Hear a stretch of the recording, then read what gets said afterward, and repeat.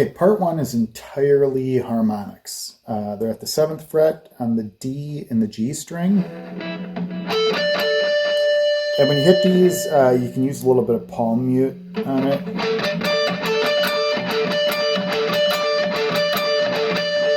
And then on the 5th fret, when you hit the 5th, push it down a little bit and give it some vibe.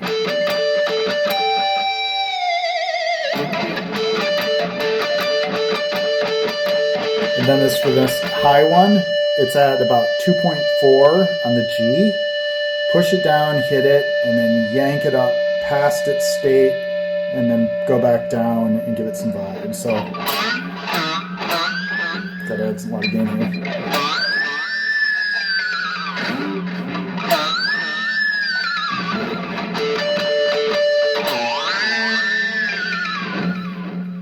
Cool harmonic. That's one of my favorite harmonics. Eddie just hits it here on the G string. A lot of songs do this when you hear these really screaming harmonics at this kind of 2.4-ish area. I don't know what the actual math is when you split the neck, but somewhere around there. You'll figure out where it is and then hit it every time. But makes really cool harmonics for just like screaming and out.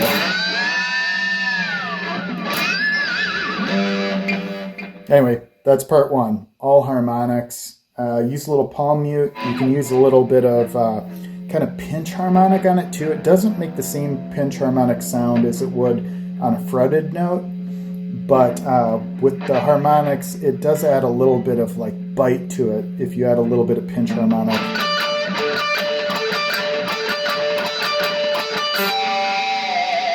So a little bit of palm mute, a little bit of pinch harmonic, play around with that. You can kind of get some real sharp notes out of that. And that's part one. For part two, you're going to be starting out with the trem pressed down from that screamer. And you're going to hit the open D and let it up. That's the way it starts. And it's going to sound like this.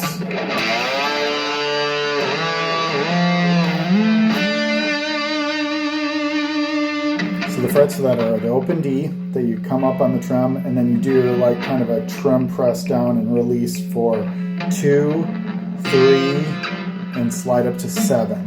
So 2, 3, 7, and then 7 on the G. And give it some vibe.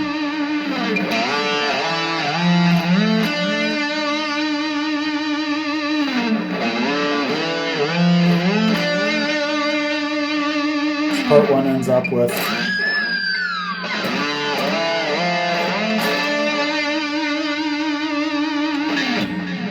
and then for this next part, you're going to do a bend at the 5th fret of the G.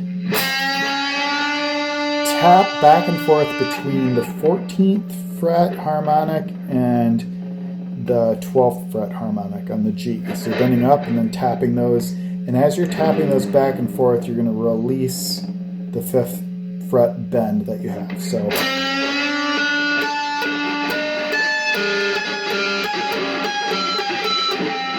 just practice that going back and forth with the bend up and release it as you're tapping back and forth.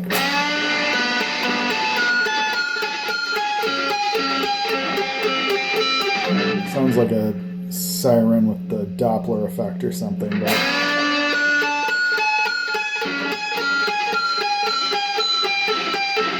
so do that back and forth, kind of figure out where those harmonics are. And then make it sound like the song. So and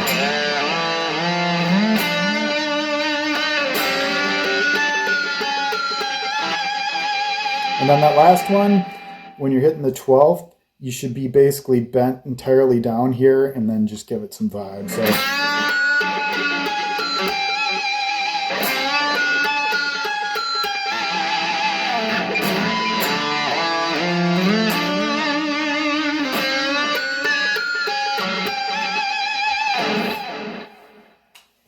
okay, for part three, it's going to be on the 17th fret of the B and the 17th fret of the E. And the B is going to bend. And the way it's going to bend, it's going to sound like this. Let me play it first.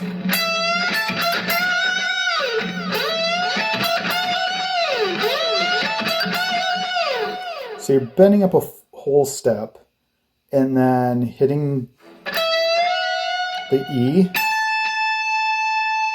And while that's hit, you're dropping this down about a half step.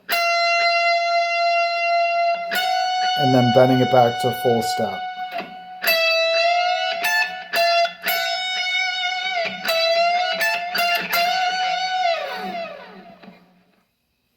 And then it goes down to the 10th position, the D minor pentatonic, and it's just going to be straight D minor pentatonic with some bends. And it's going to sound like this. Let me play it first.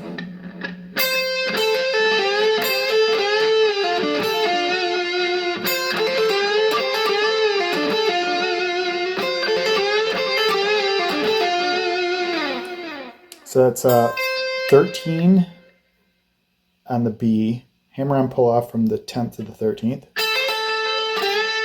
bend up on the 12th, then 13, 10, bend up on the 12th and release it, 10th on the G, 12 on the D, skip a string, 10 on the B, 10 on the G. So I'll play this real slow.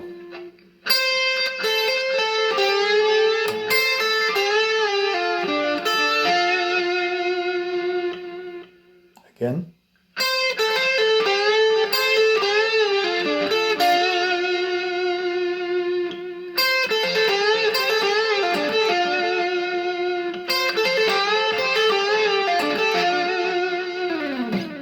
So up to that point, this part is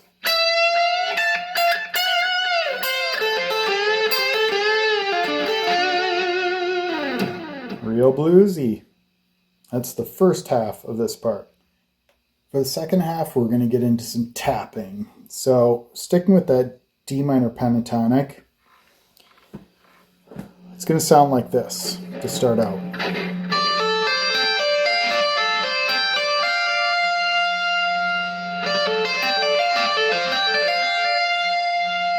What I'm doing there is tap on the 15th, pull off to the 10th, hammer on to the 13th. And then do the same thing on the E string.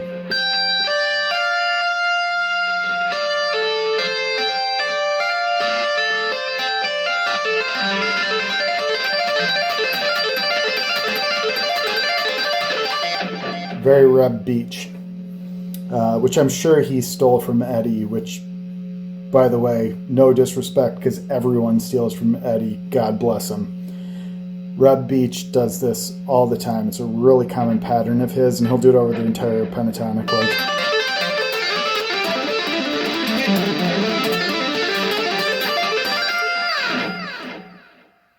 a little sloppy, but you get the point. So in this solo, he does it twice. So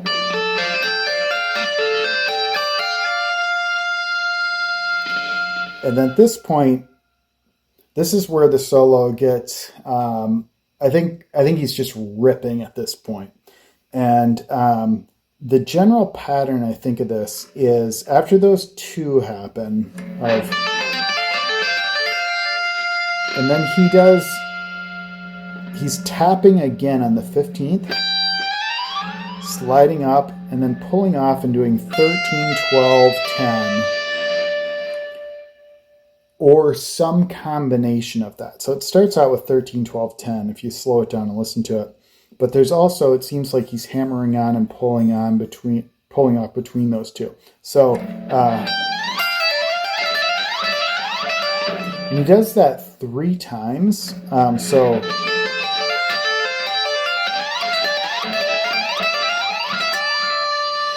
then he moves it to the B string and kind of does something similar. But then he bends up on the 13th. So you're going...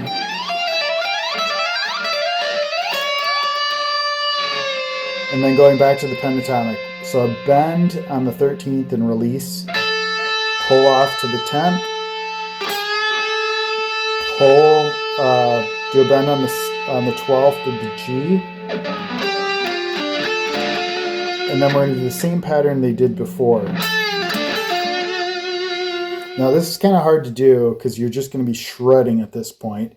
And but this is what he does on the album. So I'm going to play this really slow, like as I hear him playing it.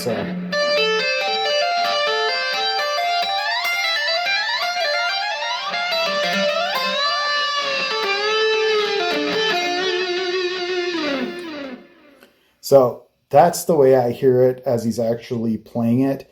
When I'm playing this, I'm just kind of ripping and trying to hit roughly those notes.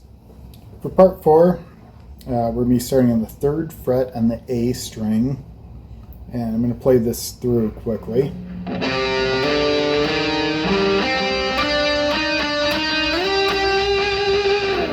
This is the note. So I do 3rd on the A, 5th and 6th on the A, and then 5th on the D and the G string, 7th and 8th on the G, 7, 8, and slide up to 12. So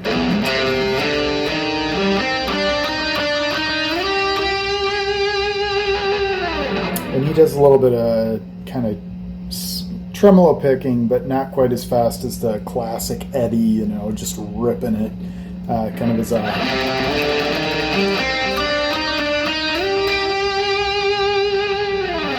So again, the frets are 3, 5, 6 on the A, 5, 5 on the D and the G, and then 7, 8, and 12 on the G.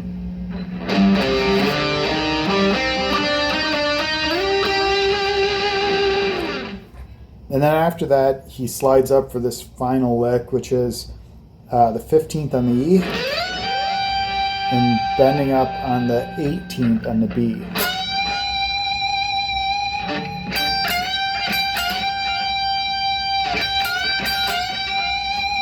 He does that twice. And then he does 15, 18, bending up on the 18th and releasing, and then 15, 18, and bending up on the 18th. So it sounds like this.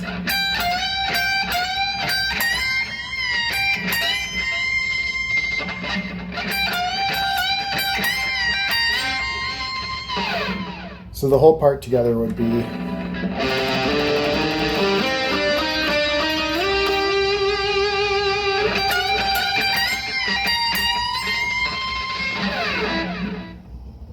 The outro solo starts in the 10th position in a kind of D shape.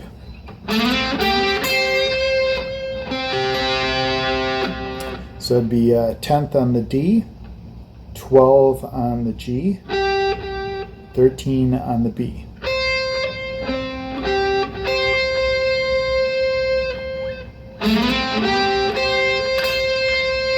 And then slide up to the 15th. Hit it again, back to the 13th on the B, hit it twice. So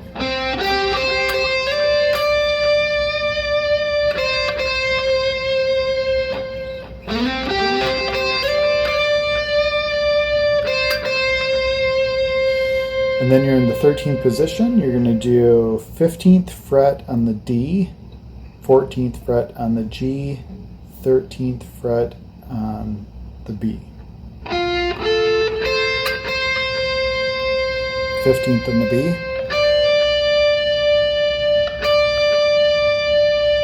12 on the E, and then 13, 12 on the B.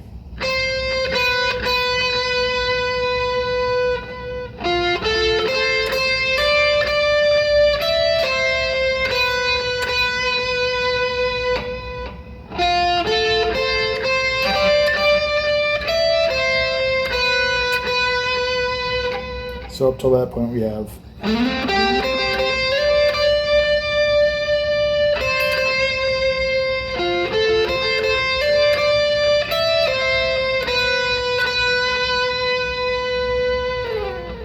and we have 12 on the G, 13 on the B, and then 10, 12, 13 on the E.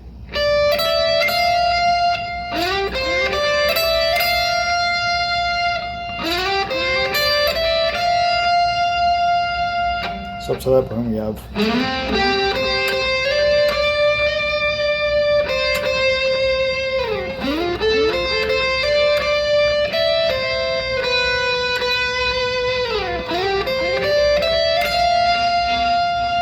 just beautiful, beautiful, beautiful note choice.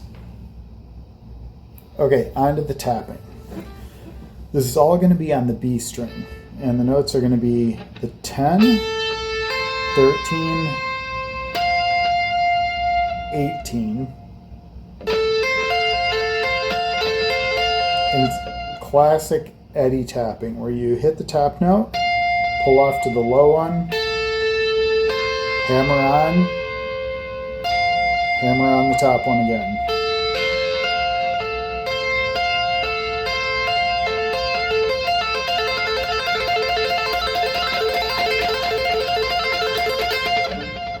Does this all the time. I love it.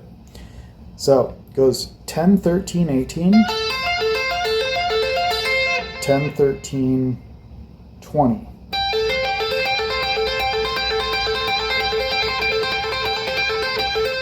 We move this top one down to 17 and go to 8 and 13. It's a pretty big stretch.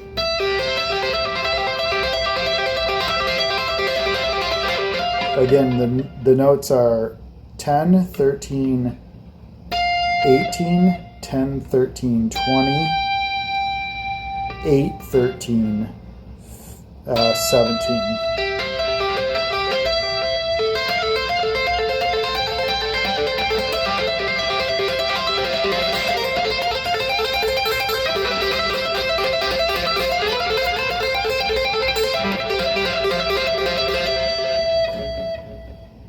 And on that last one, you're going to end up sliding on your last tap. You're going to slide up your finger and then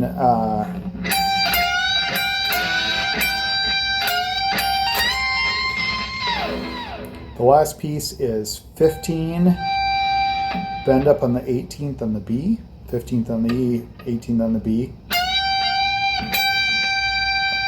Classic lick where you're bending up on the B string to make it sound like the E string.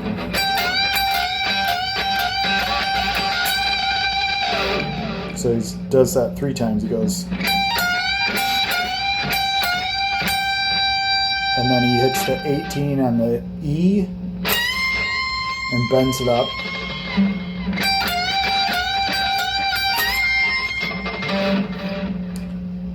So the whole part together sounds like this.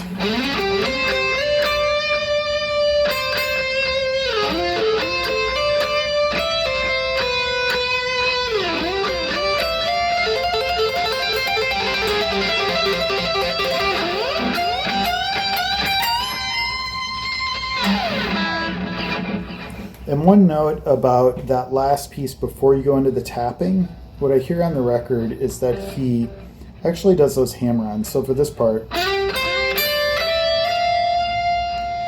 sounds like he's picking and then hammering on the last one. So he's hitting that note and then tapping on the same note on the B string that he just hit on the E string, which makes sense that he would hammer on between the 12th and the 13th because he's got to move his hand up here to do the tapping, to transition into the tapping part. So it'll be like,